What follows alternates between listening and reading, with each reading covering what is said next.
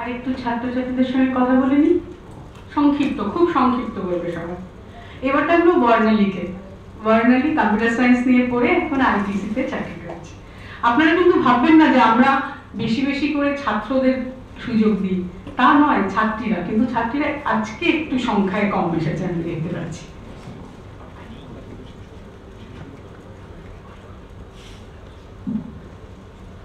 নমস্কার, আমি বর্ণালী। আর computer science না, ইলেকট্রিক্যাল ইঞ্জিনিয়ারিং পড়েছি। আর 2017-19 মেধা প্রকল্পের আমি বেনিফিশিয়ারি। তো আমরা প্রায়শই বলি যে কৃতজ্ঞতা প্রকাশের কোনো ভাষা থাকে না।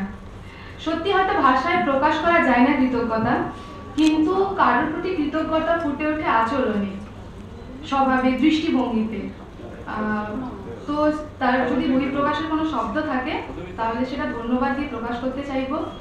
এসব কিছু করি প্রত্যেকটা member, Anita madam specially and Madhumita madam, মানে এনারা যেভাবে মাধ্যমিক দেওয়ার পর উচ্চ মাধ্যমিকের সময় তো আমি মেধা প্রকল্পের বেনিফিশিয়ারি হিসেবে যা পাওয়ার পেয়েছিলাম, কিন্তু তারপর কিভাবে এগোবো, মানে পূর্ব মেদিনীপুর শিক্ষার হারে এগিয়ে থাকলেও মানে আমি এমন একটা জায়গা থেকে মানে বিলং করি যেখানে আজকের দিনে দাঁড়িয়ে 2025 সালে মানে কলকাতার মানুষের কাছে এই ব্যাপারটা খুবই অদ্ভুত লাগতে পারে যে আজকের দিনে আমার বয়সী মেয়ে আমার গ্রামে আপনারা খুঁজে পাবেন না, হয় বিবাহিত, আমার বয়সে কেন আমার থেকে 4-5 বছর ডাবল, মানে 14 to 16 years the perfect age কি এটা বিয়ের সময়।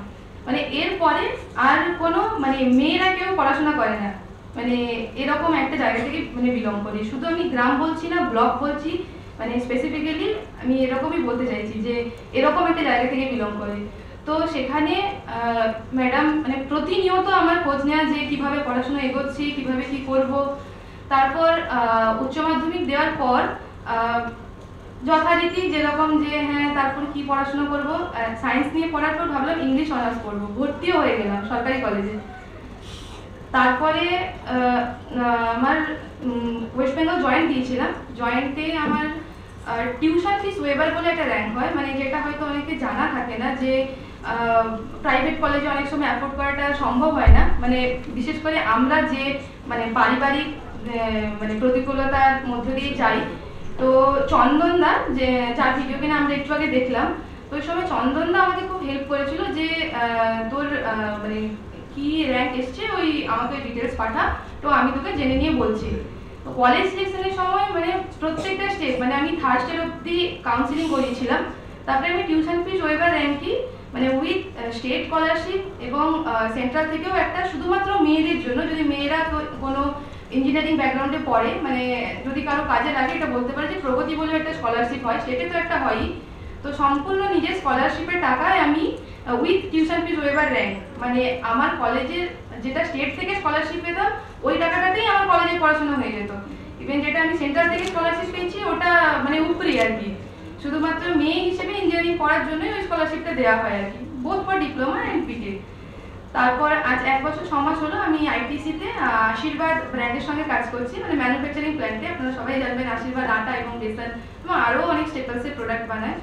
তো আমার এখন পোস্টিং উলুবেড়িয়া, হাওড়া। আর খুব ভালো লাগছে এখানে এসে, এবং আমি চাইবো যে এই কর্মকাণ্ডে আমিও যেন নিজেকে মানে সঁপে দিতে পারি, এবং আমার যদি আমি একটুও সাহায্য করতে পারি তাহলে যাতে বাকি আমার মতো যারা দিশেহারা হয়ে গেছিল, দিশেহারাদের দিশে দেখানোটাও, মানে এসব কিছু করি যে প্রকল্প এইটাকে যেন এগিয়ে নিয়ে যেতে পারি। তো এসব কিছু করি অ্যাকচুয়ালি চিন্তা ভাবনাটা এটাই যে ট্রান্সফরমেটিভ পাওয়ার অফ এডুকেশন। তো they believe कि education is the foundation of all we do in life. It shapes who we are and what we aspire to be.